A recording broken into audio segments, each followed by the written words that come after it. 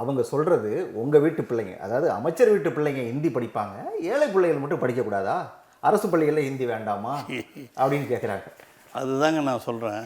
இந்த ஏழை வீட்டு பிள்ளைகள், பணக்காரர் வீட்டு பிள்ளைகள்லாம் நம்ம பார்க்கல. எல்லோரும் ஆங்கிலம் கற்க வேண்டும், அதுதான் முக்கியம். தமிழ் தாய்மொழி, அது இருக்க வேண்டும். அதுதான் நான் முதல்ல அந்த உதாரணம் சொன்ன உதாரணத்தையும் சொன்னேன்.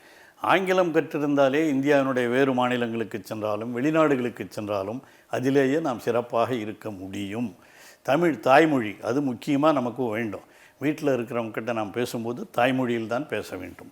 ஆங்கிலத்தில் பேசும்போது கூட தமிழ் மொழியில் சொன்னால் அவர்களுக்கு மிக தெளிவாக புரியும். ஆகவே இந்த இருமொழி கொள்கை என்பது முக்கியமான ஒன்றாகத்தான் கருதப்பட்டது. அந்த அடிப்படையில் தான் ஆங்கிலம் தமிழ்நாட்டில் படித்தவர்கள் எல்லாம் கூட இன்று வெளிநாடுகளிலே சென்று பணியாற்றுகிறார்கள். நேற்று கூட ஆந்திரானுடைய முதலமைச்சர் என்ன சொல்லியிருக்கார், சந்திரபாபு நாயுடு, தமிழ்நாட்டில் ஆங்கிலம் படித்தவர்களெல்லாம் அமெரிக்காவில் அதிகம் பேர் இருக்கிறார்கள் அப்படி சொல்கிறாருன்னு சொன்னால், இந்த ஆங்கிலம் அதுதான் சொன்னேன், இன்டர்நேஷ்னல் லாங்குவேஜ். அது எங்கே வட இந்தியாவுக்கு போனாலும் அது பேசலாம், அதே மாதிரி வெளிநாடுகளுக்கு போனாலும் அதை பேசலாம்.